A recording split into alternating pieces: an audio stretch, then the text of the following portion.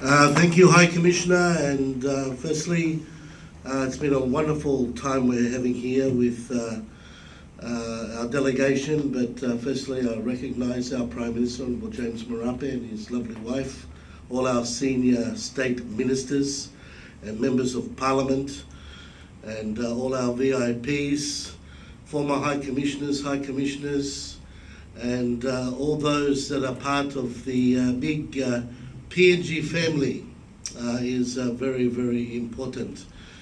We are taking the relationship of New Zealand and Papua New Guinea to another level.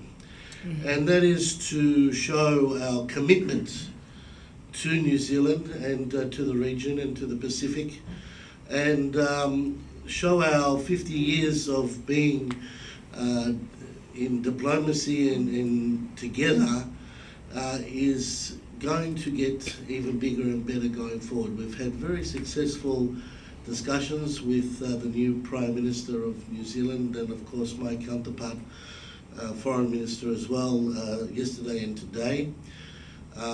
We're coming up with new incentives, new ideas, making sure to implement outstanding issues that have been long overdue and gathering dust, getting those MOUs and MOAs that have been sitting there implemented for the benefit of our people.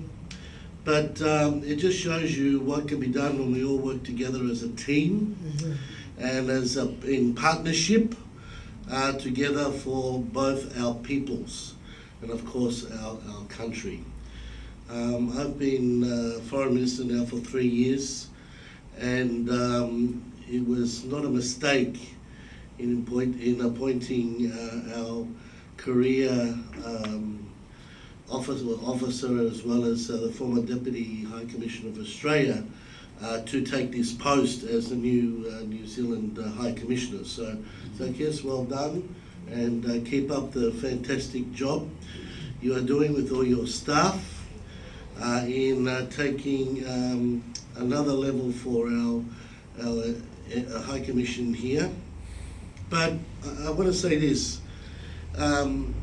as with our different situations we're going throughout the world, we need to rely on our closest neighbours and our long-standing friends. That's very, very important. And in these times we keep close, we keep together, and we ensure that we move forward together for the right direction of all our countries. So for all of you to come here tonight, this evening, I want to say thank you. This really shows a positive way forward for both our countries. It gives us a lot of enthusiasm and positive output going forward. Today to visit our RSE workers in the vineyards was a blessing, and to see them getting so much out of it was just a fantastic result which shows how our relationship is really moving forward in many different ways. So to all of you here, thank you for your presence, thank you for your support. Let's all keep on working together for the good of both our countries, and we look forward to many results for the benefit of Papua New Guinea and New Zealand. Thank you so much.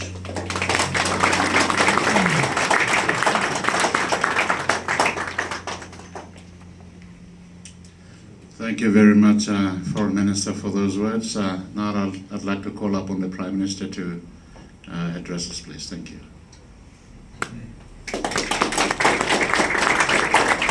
Thank you, High Commissioner. It looks like these two gentlemen have left nothing left for me this week. But in any case, I got to earn my money this evening, and I just want to acknowledge every one of you for showing up, especially ministers on both sides, and all our two High Commissioners. And I want to appreciate the former High Commissioners from New Zealand to PNG, the present, And each and every one of you sincerely means a lot. New Zealand is an important partner to us, a fellow Pacific nation, a nation that has stood with us every step of the way since 1975. In fact, our relationships predates that. Missionaries and civil servants of many walks of life do visit PNG even before 1975.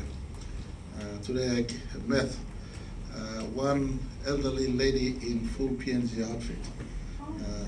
She was in my part of Papua New Guinea, in remote Koroba, in 1967 to 1981. 1967 to 1981, so 1982, yeah. I think they call her grandmother in the area where we visited. She has continued to play her role, even coming back to her own country. She still remains a strong support of PNG and New Zealand. So just goes to show different levels of relationship that exist. It's not just government to government. Government to government is redundant without you close people to people and business to business. I want to say thank you to New Zealand. You have been a wonderful host to Papua New Guineans here also. Although the diaspora is disproportionate to the population here back home. But nonetheless, people are people, whether one or two or 10 or thousands. I want to appreciate the over 2,000 of them here that continues to be looked after by New Zealand. Sincerely appreciate them. Most who are working here hopefully have not taken the place of your own New Zealanders in employment. We intend to complement, provide Papua New Guineans to complement the need you have in your own economy and in your own country. We have massive talents out there. The other night, or in fact last night, as I was going into your parliament to have the bilateral with Prime Minister Lakson, I met a young couple. I think I saw the wife in here and the husband and the young baby and the family. I asked, what are you doing here? He said, he's an engineer working here. He's an engineer working here. And it's just so nice to see different range of Papua New Guineans working here, from qualifications to basically basic workforce in the RSC and others. So for me, 6 years on as Prime Minister, it goes to show what small steps can do. And I was pretty much moved when the two youths at the RSC program today basically stepped out and said, thank you very much for giving us an opportunity in life. They would have been amongst the millions who were left on the sidewalks in PNG. Unfortunately, from 1975 to March of today, we've created more dropouts in our system than creating productive Papua New Guineans. Our economy still remains small. In our effort to make sure we create enough spaces, we're working every day to grow the economy. Minister Maru is leading a team of promoting international trade and businesses and commerce to come and take up residency back home in PNG also in an effort to increase the base. Once we increase the base in a diversified, stronger economy, we're able to entrap Papua New Guineans to work and participate in spin-off businesses, etc., etc. But in the meantime, New Zealand has been a home to many Papua New Guineans. I want to point to another example again. Hickson.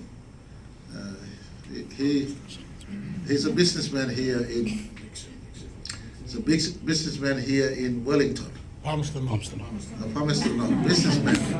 Businessman. I just want to appreciate New Zealand for also giving space for not just worker but also contractors, businessmen to be also working here as a businessman in our country. So a lot of space. I want to inform Papua New Guineans who are working here. New Zealand is your second home. Embrace the culture, embrace the people, and work with them. And we look forward to your continued contribution, both to New Zealand and back home in Papua New Guinea. Certainly, two nations working side by side. Our statement of partnership lays out our next phase. More importantly, I spoke last night that it is a living document. It is a living document. It must translate into the different aspects of our partnership that will entrench our two nations' relationship deeper as well as go higher. There are lots of room for potential in a world of many relationships. Papua New Guinea, under the watch of this Pangu government, believes in the foundational value that has anchored our nation thus far. And New Zealand, Australia, and our traditional partners provide us the foundational value in which we share commonality, culture, tradition, ethics, morality that governs and structures the way we live side by side. So New Zealand is a partner of choice. We remain together going forward.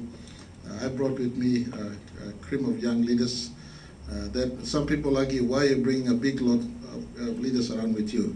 I remind them there is no college to be trained to be leaders. You don't go and get a university degree to become a minister of state or a leader of your country. In every engagement, they're learning on the job as to how to relate elsewhere and within. So I have a crop of young leaders with me all the time when I'm visiting other countries. New Zealand is no exception. For them, the value of shared partnership, PNG in New Zealand, is a lesson they're learning. We intend to go back and anchor our focus on agriculture, livestock, fisheries, in my view, and of course tourism as we work along other space. The great amount of potential we have in these primary industries are very much similar to how New Zealand, in your 262 billion kina economy, you are dependent strongly in these sectors, and we want to model our own development out of the type of path you've chosen. And I look forward to working with New Zealand. I look forward to coming back a third time. When I'm as Prime Minister, I don't have capacity to the future. God knows whatever it is, but we look forward to continue on working to strengthen our government to government continually, but more importantly, people to people and business to business engagements. Thank you all for showing up tonight. This morning I was blessed with a group of partners, development partners, who help PNG in many contexts. I appreciate you. I see your presence again. Mr. President, thank you again for being here this evening. Thank you for looking out for PNG. We'll always be on the lookout for New Zealand. Thank you, Thomas.